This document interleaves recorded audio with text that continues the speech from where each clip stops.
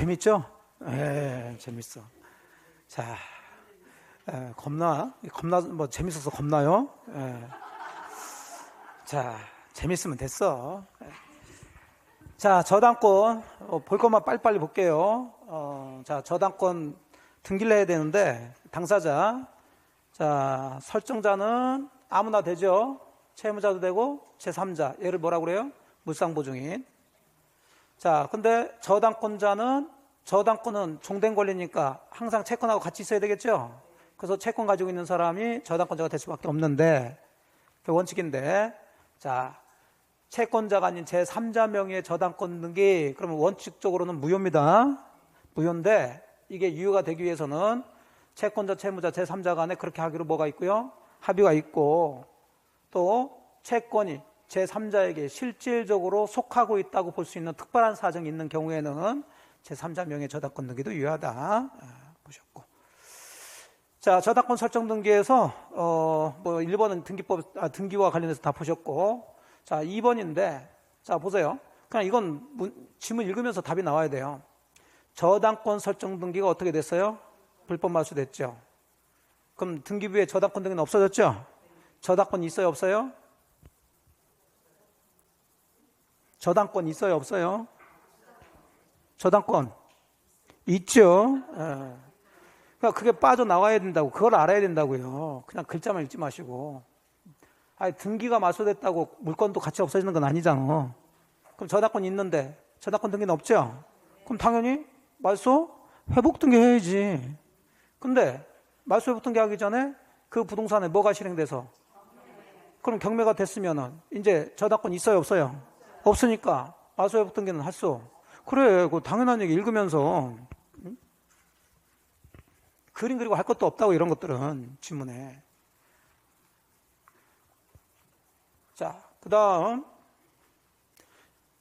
저당권 설정할 수 있는 책 객체는 한번 읽어보시고요. 자, 이건 피담보채권은 불문입니다. 묻지 않아요. 꼭 금전채권일 필요는 없어요. 자, 이제 본격적으로 저당권에서 문제 나오는 거, 저당권의 효력이죠. 일단 저당권의 효력이 미치는 범위 중에 피담보채권의 범위, 즉 저당권에는 우선 변제적 효력이 있죠. 그러면 후순위권자보다 먼저 배당 받아가야 되는데 무한정 배당 받아가면 후순위권자가 피해를 볼 수 있으니까 그 배당 받을 수 있는 채권의 범위를 잡아놔야 된다. 자, 여기 5가지가 있죠. 자, 당연히 원본, 후순위권자보다 먼저 배당 받아야 되겠죠. 이자 받기로 했으면 이자, 위약금, 채무 불이행으로 인한 손해배상, 지연배상은 무한정 받을 수 있는 게 아니라 기일을 경과한 1년분까지만 할 수 있다. 그 다음에 실행비용, 경매비용도 담보가 되죠. 5가지예요. 자, 저당물의 보존비용이나 저당물로부터 발생한 손해배상 채권은 담보되지 않습니다. 이거 왜 담보가 되지 않냐면 저당권은 그 저당 목적물을 점유하고 있나요? 점유하는 게 아니나요? 점유를 하고 있지 않으니까 보존할 이유가 없는 거고, 그 저당물로부터 손해배상 발생할 이유가 없는 거예요. 그래서 이것까지 받아낼 수 있는 건 아니다. 자, 2번째는 이제 저당권의 효력이 미치는 목적물 범위인데, 자, 저당권 효력은 부합물과 종물에도 미친다. 자, 하지만 이것은 임의 규정이죠. 자, 358조 얘기예요. 따라서 다른 약정이 있으면 미치지 않고, 그 약정이 있으면 당연히 뭘 해야? 등기해야 제3자에 대항할 수 있다. 부합물이나 종물이면 그게 저당권 설정 전에 있었냐 후에 있었냐 따지지 않고 다 효력이 미친다고요. 그러니까 저당권 설정 전에 부합된 물건에는 미치지 않는다. 그럼 틀려요. 자, 부합물은 그래서 부합물이냐 아니냐를 여러분들이 가지고 이제 풀어내셔야 되고, 여기는 없으니까 부합에서 우리가 다 배우셨으니까. 종물은 우리 시험 범위가 아니에요. 그래서 종물 자체가 문제가 나오진 않고, 이 종물 이론이 이제 종된 권리에도 적용되니까 당연히 종된 권리에도 저당권 효력은 미치겠죠. 자, 그래서 건물에 대한 저당권 효력은 다 했던 거죠. 건물 소유를 목적으로 한 지상권 또는 임차권 있다. 자, 그럼 이 지상권이나 임차권은 남의 토지에 건물을 소유하기 위해서 그 건물 소유자가 가지고 있는 거죠. 그럼 이 종된 권리에도 건물의 저당권 효력은 미친다 들어가줘야 되겠죠. 아까 전세권에서 똑같은 구조라고 그랬어요. 예. 자, 똑같은 구조로 구분 건물의 전유 부분에 관한 저당권은 아니 이런 것은 기본이지. 이런 것은 그냥 읽으면서 딱딱딱 나와줘야 돼. 지금은 이거 그림 그리고 할 이유가 없죠. 예. 아, 그렇잖아. 안 그래? 맞죠. 이런 거 가지고 뭐 또 그거 하고 이거 똑같은 얘기지. 아파트에 저당권 설정했으면 아파트에만 미쳐, 대지 상권에 미쳐. 당연히 미치는 거지 뭘. 이런 걸 하고 있는 게 지금 제가 시간도 없는데 그냥 여러분 보고 읽어보세요 하고 싶다니까 이런 것은. 지금 제가 급해 죽겠어요. 보면 저만 급한 것 같아. 여러분은 아주 그냥 편안하고 11시까지 해도 돼? 제가 싫어. 안 돼. 저도 저의 생활이 있어 지금. 11시까지 절대 못해. 그래서 딱딱 보일 것만 보는 거예요. 그럼 과실은 포인트가 뭐예요? 과실 그러면 그렇지. 압류 전, 압류 후. 압류 후. 그렇지. 어딨어? 압류 후. 그래, 그 포인트. 잘 아시네. 자, 저당권이 설정된 토지의 건물 그랬는데, 자, 토지의 저당권 설정되는데 그 위에 건물이 있다는 얘기죠? 자, 이 건물에는 저당권의 효력이 미친다, 미치지 않는다? 미치지 않죠. 왜? 건물은 토지에 부합되지 않으니까. 그래서 원칙적으로는 나중에 경매 들어간다 그러면 뭐만? 토지만 경매 들어가야 돼. 이렇게 되면은 이제 불합리한 점이 발생한다는 얘기죠. 일단 토지만 경매 들어갔는데 그 위에 건물이 있다. 건물은 경매 대상이 아니란 얘기죠. 그럼 토지를 낙찰받을 사람이 쉽게 나타날까 안 나타날까? 안 나타나니까 저당권자가 피해를 볼 수 있단 말이죠. 자, 그런 상태에서 자, 토지가 나중에 유찰됐다가 낙찰됐다. 그럼 토지 소유권이 낙찰자한테 넘어가겠죠. 하지만 건물은 그대로 그전 소유자가 가지고 있겠지. 자, 이때 건물에 대해서는 법정사건이 성립돼야 안 돼요? 안 돼. 그럼 토지를 낙찰받은 사람이 건물 철거해라. 그럼 철거해야 된다는 문제가 생기는 거예요. 그럼 건물 소유자가 피해를 볼 수 있겠죠. 그래서 이런 문제점이 생기기 때문에 우리 국가에서는 예외적으로 법좀 하나를 더 만들어서 일정한 경우에는 토지의 저당권자가 그 위에는 뭐까지? 건물까지 같이 경매를 치라. 이것을 일괄경매청권이라고 그러죠. 그러면 일괄경매청권이 인정되려면 당연히 항상 법은 기준을 잡아놨으니까 기준대로 하면 돼요. 그걸 요건이라 한다고요. 자, 이것도 제가 조금 문제가 조금 하는데 제가 기본서 할 때도 그랬는데 요건은 정확하게 딱딱 잡혀져야 된다고. 이렇게 들어가면 조금 잡기가 어려운데 어쨌든 토지의 저당권 설정 당시에 건물이 있어야 돼요? 없어야 돼요? 없어야 돼. 그러니까 이건 법정사건하고 정반대 얘기가 돼줘야 돼요. 그 틀리다는 얘기가 아니에요. 설정 후에 건물이 실체의 경우에 된다. 그 얘기는 저당권 설정 당시에는 건물이 없어야 된다는 얘기죠. 근데 이렇게 하면 또 문제 풀기가 조금 좀 뭐하다는 얘기지. 어쨌든 간에 그런 얘기가 돼요. 자, 그 다음에 저당권, 토지의 저당권 설정 후에 건물이 신축돼야 되는데 건물을 누가 졌냐는 상관없고 자, 그 저당권 설정자, 얘가 토지 소유자죠? 얘가 뭐 또? 건물도 소유하고 있어야 돼. 어느 시점이 문제가 되는 거예요, 이게. 시점을 잡아줘야 되지. 뭐 당시? 경매 당시죠. 경매 당시. 처음부터 같을 필요가 없단 말이죠. 그러니까 정확하게 써줘야 돼요, 기준은. 그래야지 기준대로 문제 나왔을 때 맞춰가지고 해당되면 된다. 안 되면 안 된다. 법은 굉장히 단순한 구조지.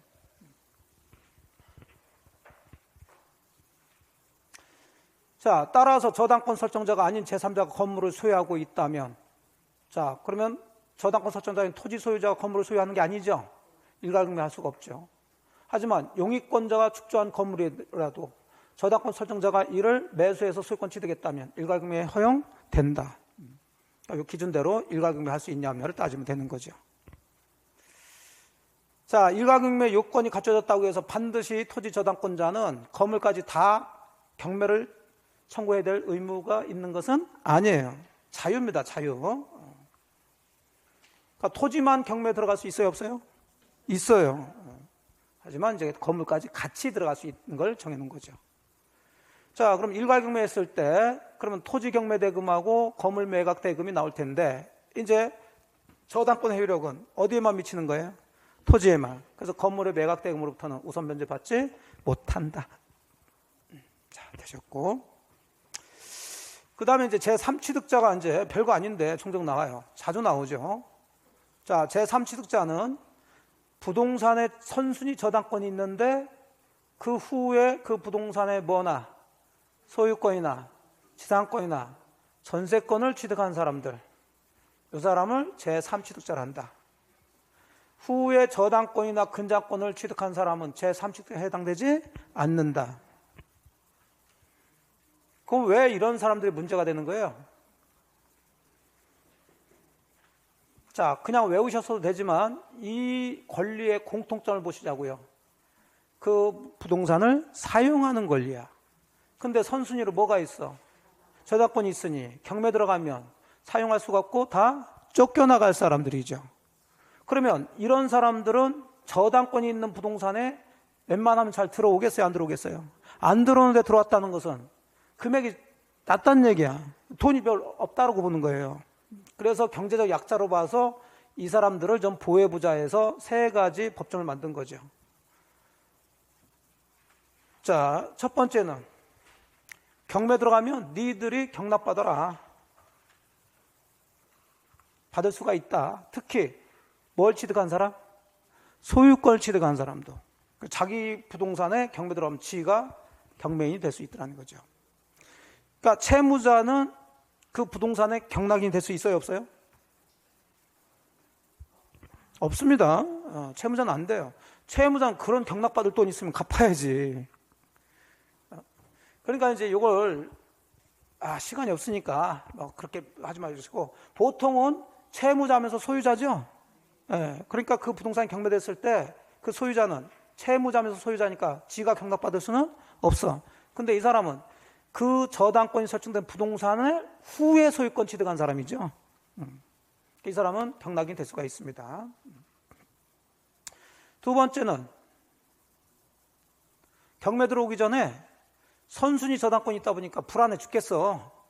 그럼 그 저당권을 없애면 좋겠는데 갚아야 되겠죠? 그럼 갚을 사람은 채무자인데 걔는 갚을 생각을 없어. 그럼 불안한 니들이 갚아서 그 저당권 없애달라고 해라. 그럼 자기 채무를 변제하는 거예요? 남의 채무 변제하는 거예요? 남의 채무. 그 남의 채무는 함부로 변제하면 안 되지만 이 사람들은 변제할 이해관계가 있기 때문에 채무자의 반대의 의사에 반해서도 그 변제해서 소멸 청구할 수가 있어요. 그럼 채무자한테 이제 구상권 행사하면 되는 거지. 돈 달라고 하면 돼요. 근데 보니까 동그라미 1번이나 2번은 돈이 있어야 하지. 돈이 있었으면 이런 게 또 전세권이나 저당권, 지상권 들어갈 이유가 없겠죠. 그래서 어쨌든 이렇게 할 수 있는데, 그럼 마지막으로, 그럼 돈이 없으면은 그 부동산이 경매 들어가게 되면 선순위 저당권이 있기 때문에 그 후에 소유권 취득하거나 지상권, 전세권 취득한 사람들은 다 쫓겨나겠죠? 어쩔 수 없어요. 쫓겨내. 그 쫓겨나면서 돈 좀 챙겨주자는 얘기죠. 자, 그러면 그 사람들 그 부동산을 사용을 하는 사람들이었으니까 사용하면서 그 부동산 보존, 개량을 위해서 필요비나 유익비를 지출할 수가 있겠죠. 그럼 이 필요비, 유익비를 선순위 저당권자가 있다 하더라도 걔보다 먼저 매각대금에서 뭐 받을 수 있도록, 우선상환 받을 수 있도록 하자. 자, 주의해서 볼 게 또 니은번 판례인데, 그러면 이 법조문을 토대로 해서 그러면 제3취득자는 그 부동산에 들어간 필요비나 유익비가 있으면 경매대금에서 우선상환 받을 수 있다고 그랬죠. 자, 그런데 얘가 경매대금에서 우선 배당받지 않고 경락인한테 직접 이 필요비, 유익비 달라고 청구할 수 없어요. 그런 권리는 없습니다. 따라서 경락인이 요거 주지 않는다고 해서 유치권 행사할 수도 없어요. 자, 이건 최근에 나온 판례니까. 그냥 경매대금에서 우선 배당 받을 수 있다는 얘기지 직접 청구할 수 있는 권리는 없다. 따라서 유치권 행사할 수 없습니다. 자, 3번 저당권 침해에 대한 구제는 하나만 보죠. 저당권도 물건이니까 물권적 청권 행사할 수는 있죠. 하지만 저당권 역시 점유를 요소로 하는 게 아니니까 반환 청구는 할 수가 없고 제거나 예방 청구만 할 수 있죠.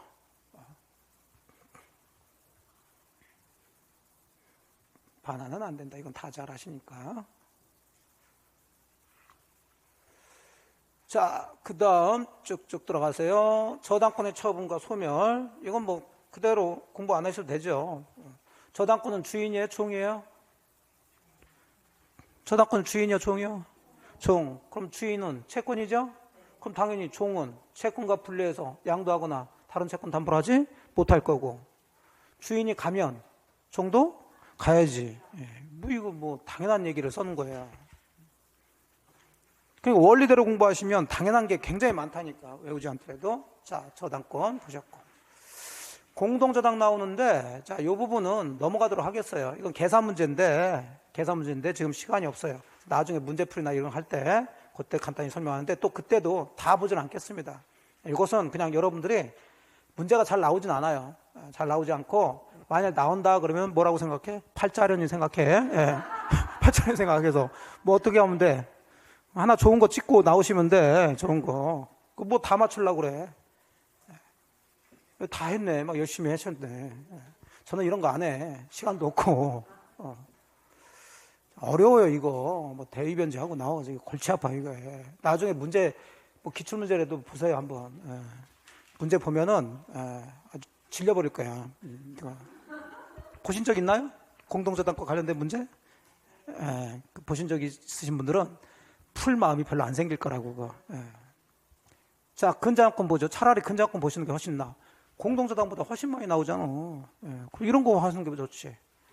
자, 근저당권은 기본적으로 근저당권 등기할 때 채권이 확정되어 있지는 않죠. 장래 발생한 불특정 다수의 채권을 미리 담보하기 위해서 미리 뭘 잡아놓는 거예요? 채권, 채권을 잡아놓고 저당권 등기를 하는 거죠. 자, 그 근저당권 등기. 자, 그래서 성질은 뭐 큰 문제 없고요. 사실 이것도 여러분들이 이제 근저당권 공부하실 때는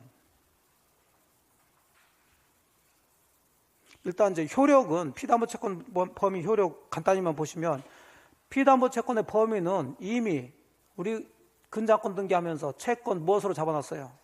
채권으로 잡아놨으니까 이 범위 내에서 우선 변제 받을 수 있다는 얘기죠.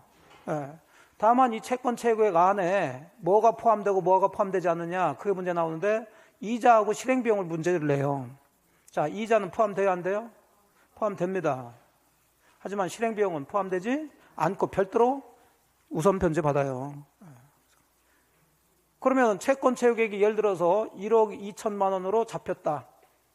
나중에 실제 채권액이 확정됐는데, 만약에 1억 5천만 원이다 그러면은 경매 들어갔을 때 그 경매 대금이 2억 3억이 나왔다 하더라도 이 근저당권자는 뭐 한도 안에서 1억 2천 한도에서만 우선 변제 받을 수 있는 거고, 나머지 3천만 원은 담보가 없는 일반 채권이 돼버리는 거예요. 원래 이해되시죠?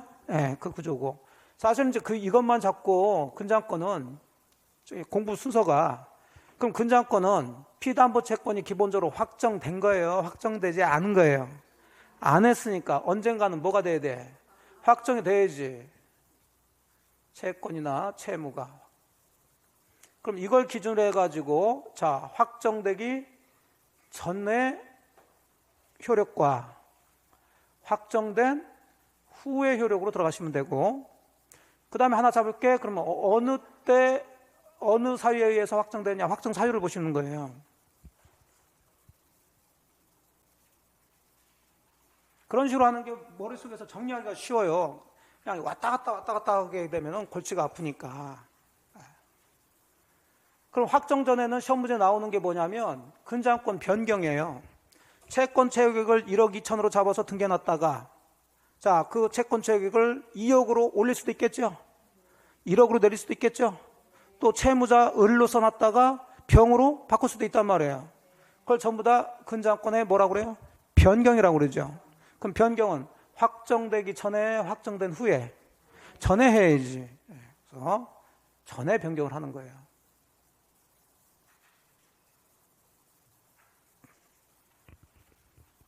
그럼 변경했으면 근저당권은 그대로 있는 거예요? 없어지는 거예요? 있는 거지. 그럼 그 근저당권으로 담보되는 것은 변경 전의 범위, 변경 후의 범위. 후지, 당연히. 그랬으니까 변경을 하는 거지. 이건 외울 것도 아니라니까.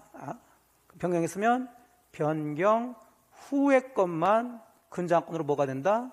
담보가 되는 거예요. 그리고 하나가 더 있는데 그건 크게 문제가 나오지 않으니까. 그 다음에 확정 사유가 굉장히 많아요. 확정 사유는. 자, 근저당권의 존속기간을 정해놨으면 존속기간 만료 시에 쌓여있는 채권으로 뭐가 되겠어요? 확정되겠죠.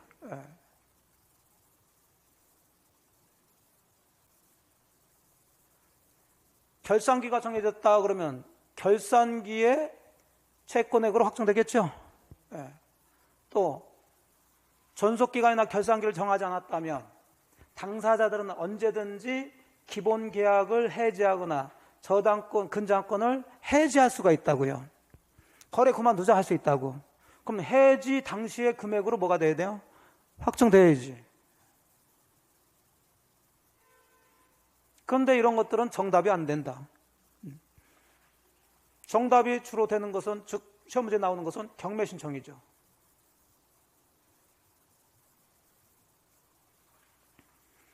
자, 그 부동산에 경매 신청 들어와서 경매 절차에 들어갔습니다. 그럼 경락이 되면 근저당권은 소멸된다, 소멸되지 않는다? 소멸돼야죠. 저당권이니까 이것도. 그럼 근저당권자는 자, 근저당권이 소멸됐으니까 경매대금으로부터 배당받아야 될 거 아니에요.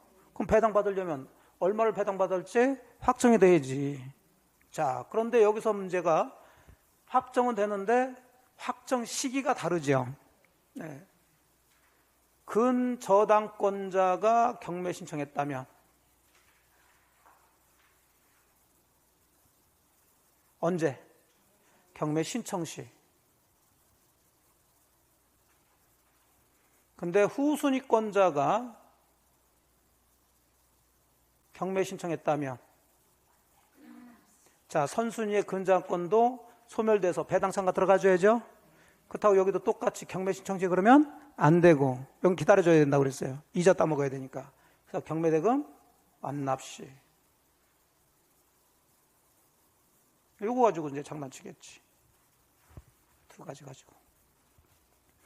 자, 어떤 형태로든 확정이 됐어요. 또 여기서 살짝 들어가는 거 다 아실 거니까 근저당권자가 경매 신청할 때는 어느 시점에 채권으로 확정된다고요? 경매 신청 시. 그럼 확정은 됐는데 경매 절차는 계속 진행되겠죠? 그랬다가 채권자가 경매 신청을 취하했어요. 그렇다고 이미 확정된 확정의 효과가 번복되는 것은 아니죠. 그런 판례 보시면 되고. 자, 확정 후 효과에서는 자, 피담보 채권이 확정됐으니까 이제 이 근저당권은 일반 저당권과 성격이 같아지는 거예요. 사실 원리를 잡게 되면은 채권이 확정되기 전에는 근저당권이 있지만 그 근저당권 종된 권리 맞죠? 종된 권리지만 주인이 정해졌어요, 안 정해졌어요? 그러니까 부정성 수반성이 없는 거예요, 이때는. 그러니까 확정되기 전에는 채권의 일부가 다른 사람한테 넘어갔다고 해서 근저당권도 같이 넘어가는 게 아니에요. 그래서 채권의 이전이나 소멸은 근저당권에 영향을 미치질 않아요. 뭐 전에? 확정 전에. 그건 당연한 얘기예요, 그것은. 근데 확정이 됐다는 것은 이제 주인이 정해졌다는 거죠. 예, 그러면 이제 근저당권이라 하더라도 저당권하고 똑같아야 된다고. 자, 그러면 확정 후에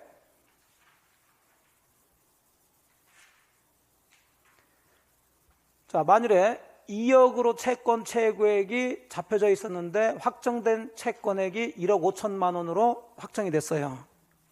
그럼 누가 갚더라도 1억 5천만 갚으면 되는 거죠. 근데 갚지 않은 상태에서 다시 거래를 해가지고 확정 후에 새로 원본 채권이 발생됐어요.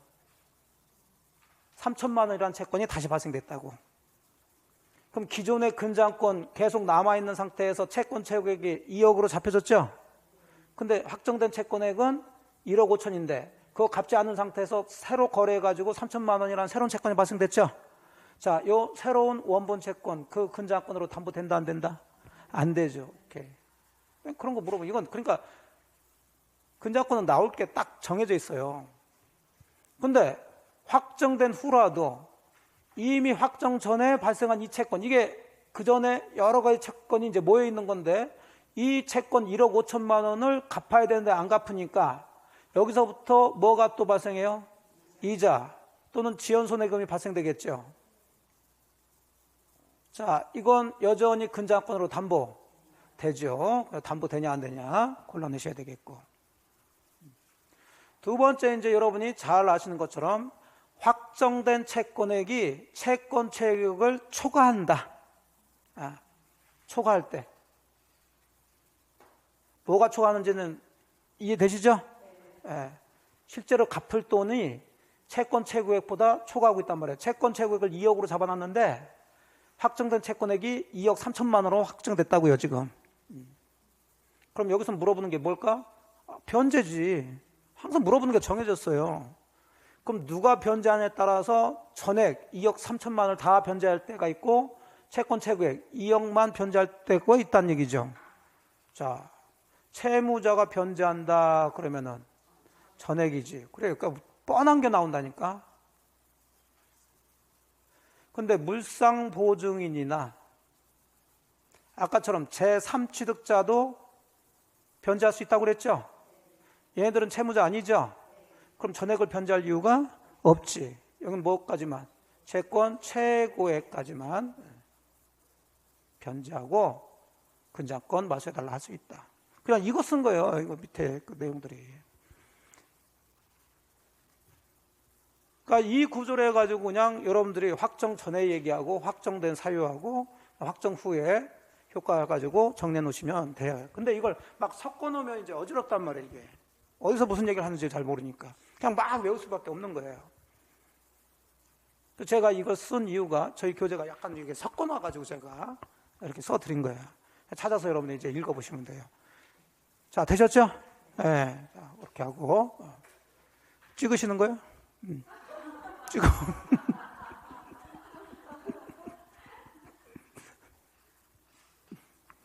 자, 됐죠? 자, 그래서 나머지는 여러분들한테 맡기고 읽어봅니다. 자,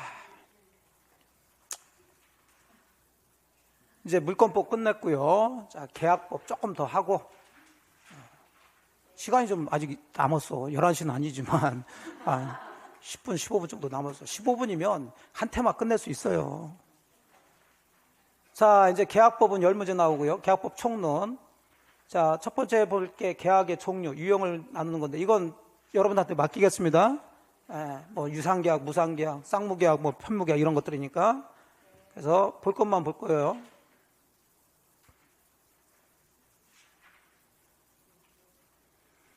자, 우리나라의 계약 중에 쌍무계약은 모두 무슨 계약이에요?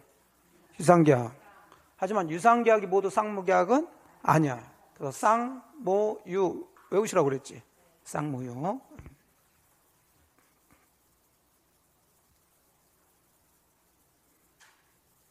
자, 계약 성립 모습에 따라서 청약과 승낙의 합치만으로 성립하는 것을 승낙만으로 성립한다. 무슨 계약?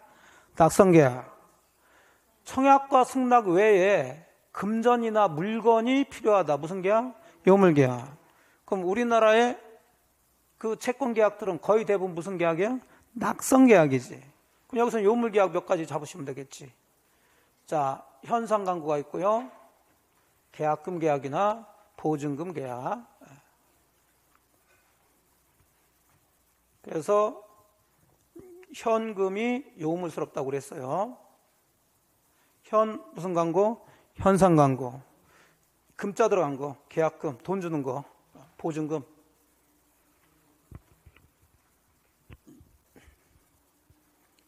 자, 되셨고, 약관에 의한 계약은 크게 보지 않아도 돼요.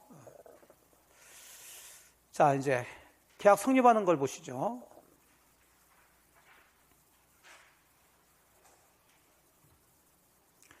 자, 계약 성립은 아까 보셨던 낙성계약과 요물계약 중에 낙성계약 중심으로 보시는 거죠.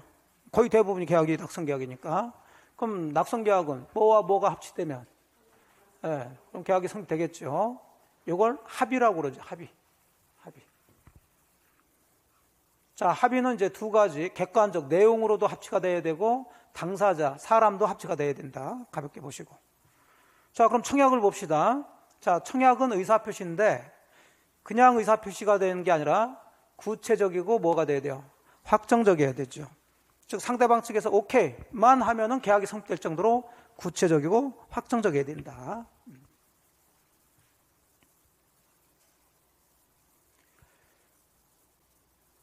자, 2번 봅시다. 청약의 상대방은 불특정 다수인 돼야 안 돼요? 되죠. 자, 청약은 구체적이고 확정적 의사표시해야 되는데 그러한 정도에 이르지 않는 것을 우리가 뭐라 한다? 청약의 유인이라고 그러죠. 상대방이 자기한테 청약을 하도록 유인, 꼬시는 거죠.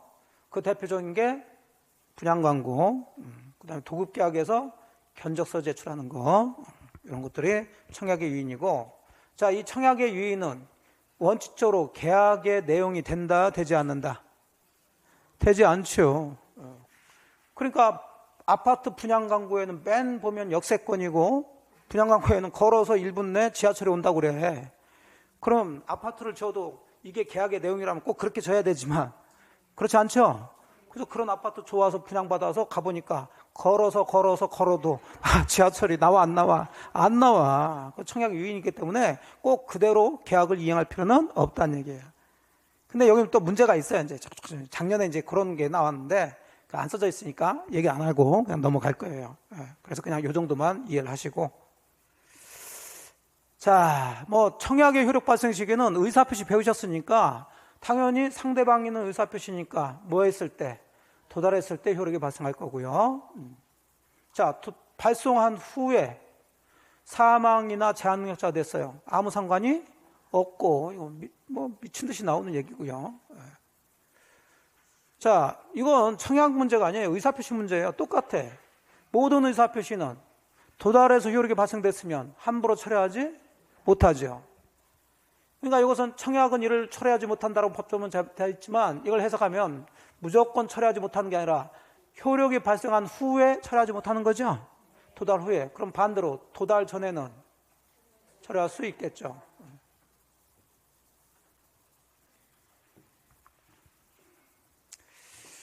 자, 그 다음에 청약이 상대방한테 도달된 후에는 철회를 못하는 대신에 그러면 이 청약에서 벗어날 수 있도록 해줘야 되겠죠? 그러니까 그 청약이 평생 효력이 있으면 안 되지. 일정한 시간이 지나면은 자동으로 효력이 없어지게끔 만들어져야 되는데 그런 걸 우리가 뭐라 한다? 승낙기간이라고 그러죠. 그래서 승낙기간을 정해서 청약을 했으면 청약자가 당연히 그 기간 내 승낙 통지를 받지 못하면 그 청약의 효력은 잃게 되겠죠. 자, 승낙기간을 정하지 않고 한 청약도 효력은 있어요, 없어요? 있죠. 다른 시험에서는 승낙기간 정하지 않은 청약은 효력이 없다. 틀렸어요. 효력은 있지만 또 청약자가 상당 기간 내 상대방으로부터 승낙 통지를 받지 못했으면 그때 효력을 잃게 되는 거죠. 뭐 어려운 얘기가 아니지.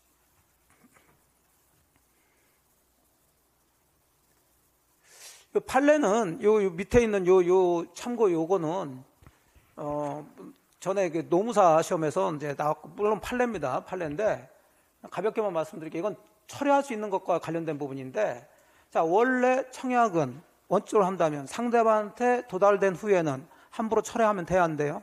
안 되는데 이건 뭐냐면 명예퇴직 신청이에요. 이 명예퇴직 신청은 근로계약의 합의 해지의 청약으로 보는 거예요. 여기까지 이해되셨나요? 자기가 이제 명예퇴직하겠다라고 회사에다가 신청서를 제출했다고. 그럼 청약한 거예요. 근로계약을 해지합시다. 그러면 이걸 그대로 적용되면 그 신청서가 자, 인사처에 도달됐어요. 그러면 이제 이 사람이 명예퇴직 신청하고 집에 갔겠지. 살아있어? 반 죽었어? 반 죽겠지. 집에서 정신 있냐고 그러면서 어쩌려고 명예퇴직 하려고 왔냐고. 그래서 그 다음날 반 죽음 상태에서 다시 출근해가지고 자, 나 명예퇴직 안 할랍니다. 이렇게 철회를 해야 되겠죠. 근데 이미 이 명예퇴직 신청서가 도달이 됐잖아 이게. 그러면 이 법대로 얘기한다면 이건 철회할 수가 없고 그냥 죽는 수밖에 없다고. 그래서 이때는 근로자들을 보호하기 위해서 판례가 아직 회사 측에서 이걸 처리하지 않았다면 자, 뭐 할 수 있다? 철회할 수 있는 걸로 만나. 판례 얘기예요. 사람 하나는 살려야 될 거 아니에요. 이해됐죠? 그래요, 그래. 예. 그래서 함부로, 자, 그래서 사용자의 승낙의사가 확정되지 발생하기 전에는 철회할 수가 있어요. 근데 이거는 우리 시험에서는 조금 나기가 좀 그래요. 그러니까 노무사 시험이니까 이런 게 나오는 거지. 노무사는 바로 이런 것들 아니야. 근로계약 같은. 그러니까 각각의 자격증 시험에서 이게 되는 게 있어요, 이게. 우리는 부동산에 관한 거니까 부동산과 관련된 것을 맞추로 많이 내요. 어쨌든 써놨으니까 설명해 드린 거야. 자, 승낙 보시면, 자, 승낙도 의사표시인데, 승낙의 상대방은 불특정 다수인 돼야 안 돼요? 안 되죠. 특정인이 되죠. 자, 특이한 승낙 두 가지가 있죠. 변경이나 조건을 달아서 승낙을 했다. 자, 계약은 성립된 거다, 안 된 거다? 안 되고. 그럼 이걸 어떻게 처리하냐면, 청약을 거절함과 동시에 새로 청약 건설을 본다. 5억에 사세요 그랬는데 상대방이 4억 5천에 사겠다 한다든지, 아니면 5억에 사긴 사는데 내 아들이 올해 결혼한다면 사겠다, 이런 식으로 붙이면은 청약을 거절한 것 동시에 새로 청약을 본다. 자, 승낙 여부 자유니까 청약자가 일정한 기간 내 이 일을 하지 않으면 승낙한 것으로 보겠습니다라는 의사표시를 해서 청약을 했어요. 이 의사표시에 상대방이 구속된다, 안 된다? 안 되지. 그래서 상대방은 한마디 하고 끝내면 된다고 그랬죠. 뭐라고? 미친놈 하고 가만히 있으면 돼요. 그럼 이 기간이 지났다 해가지고 계약이 성립되는 것은 아니죠. 자, 또 승낙 중에 연착된 승낙이 있어. 승낙 기간을 6월 20일로 잡아가지고 청약을 했는데, 자, 승낙자가 6월 20일이 지나서 승낙에 통지를 해가지고 6월 23일 날 청약자한테 그 승낙이 도달됐다는 얘기죠. 계약 성립되지 않았죠? 자, 않았지만 어쨌든 사겠다는 의사는 표시했으니까, 자, 청약자 측에서 이걸 뭘로 볼 수 있다? 새로운 청약으로 볼 수가 있으니까, 요 연착된 승낙에 대해서 청약자가 다시 승낙을 하면 계약이 성립되는 거죠. 그래서 청약자가 다시 승낙을 하면은 계약은 성립된다. 근데 이게 아니면, 자, 그냥 계약은 성립되지 않은 거죠.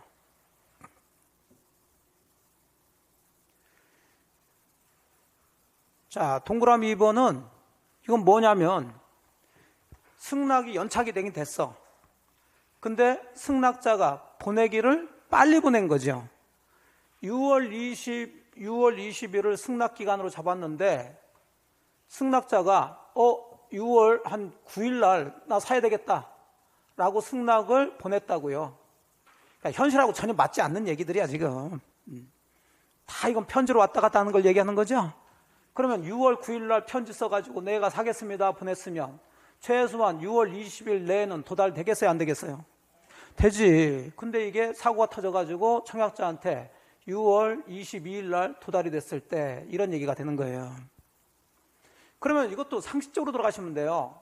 자, 상대방 입장에서는 계약이 성립됐다고 생각할까요? 성립되지 않은 걸로 생각할까요? 성립됐다고 했겠지. 일찍 보냈으니까. 근데 자기 생각보다 늦게 도착이 돼버렸죠? 그럼 청약자는 가만히 있어야 돼? 상대방한테 이 사실을 통지를 해줘야 돼? 통지를 해줘야지. 아이, 당신 보내온 승낙 그 편지 보니까 우체국 소인은 6월 9일로 찍혔지만 나한테는 늦게 20일 날 도달했으니 이 계약은 성립되지 않았습니다 라고 통지를 해줘야 되겠죠. 근데 이런 통지를 하지 않았다면 이 사람 의도대로 해줘야 되겠죠. 그러니까 이것은 연착되지 않은 걸로 봐서 계약은 성립된 걸로 본단 말이에요. 이해되셨죠? 그 구조예요. 그래서 승낙 통지가 기간 후에 도달했는데 보통 그 기간 내에 도달할 수 있는 발송이라는 것은 일찍 보냈단 말이에요. 그러면 청약자는 가만히 있는다 즉시 연착의 통지를 해줘라. 연착의 통지를 해줘라. 그러면 이건 계약이 성립된 거예요, 안 된 거예요? 안 된 거예요. 그런데 3번 전항의 통지를 하지 않았을 때는 연착되지 아니한 것으로 본다 그랬으니까 이때는 계약이 성립된 걸로 보는 거지. 그래요. 계약 성립되냐 안 되냐가 문제가 되니까 그것까지 정리를 해 주시라고. 법조문은 이렇게 돼 있지만 주로 시험 문제는 계약이 성립된 거냐 안 된 거냐 이걸 이제 가지고 따지니까. 됐죠? 예. 자, 그러면 정상적으로 6월 20일 전에 보내서 6월 20일 전에 도달이 됐어요. 자, 6월 9일 날 발송을 해서 6월 11일 날 도달이 됐다. 계약 성립됐죠? 언제? 9일에. 자, 이걸 우리가 승이 어디 갔냐? 8. 이렇게 하면 되죠. 격승발. 나머지는 다 도달이에요. 도달. 자, 되셨고. 기타 특이하게 계약 성립되는 거 두 가지가 있죠. 자, 교차 청약은 양 당사자가 뭐가 통한 거예요? 텔레파시가 통한 거지. 예. 똑같은 내용의 청약이 상호 교차되고 있다는 거죠. 제가 여러분한테 제 부동산 5억에 사세요라고 청약했는데 그 청약이 여러분에게 도달되기 전에 여러분도 저한테 그 부동산 5억에 파세요라고 청약한 거죠. 자, 이럴 때는 양 청약이 상대방한테 뭐한테? 도달한 때 계약은 성립되는 겁니다. 여기 발송 들어가면 안 되겠죠? 예. 발송은 뭐밖에 없다? 격승. 자, 의사실현에 의한 계약의 성립. 청약자의 의사표시나 관습에 의해서 승낙 통지가 필요하지 않을 경우 화장품 예를 들었죠? 예. 그러면 그 계약은 뜯어서 얼굴에 뭐 했을 때? 쳐 발랐을 때 인정된 사실이 있는 때 성립되는 거다. 그걸 상대방이 알 필요는 없죠. 자, 여기까지 해서 계약 성립하는 모습까지 정리를 해봤습니다. 자, 오늘 이 정도까지 해서 마무리를 좀 짓고요. 다음 주에 계약 체결상의 과실 책임부터 해서 또 차근차근히 정리 좀 하도록 할게요.